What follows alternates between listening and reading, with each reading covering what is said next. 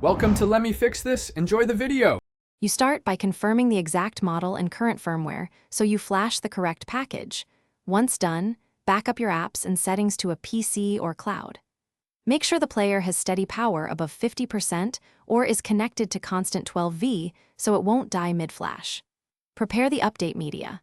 Copy the signed firmware or OTA zip to a USB drive or SD card in FAT32 and enable developer or USB update mode in settings before powering down to recovery.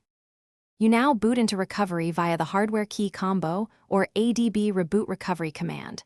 This gives controlled access to apply updates. Once in recovery, choose Apply Update from external storage or sideload via ADB and select the correct firmware zip, checking the package signature to avoid mismatches. Make sure to wipe cache and Dalvik art only. This clears leftover binaries. Avoid a full data wipe unless you must upgrade across major Android versions, because that deletes your apps and settings. You finish by rebooting the system and letting Android optimize apps. This can take several minutes, so be patient.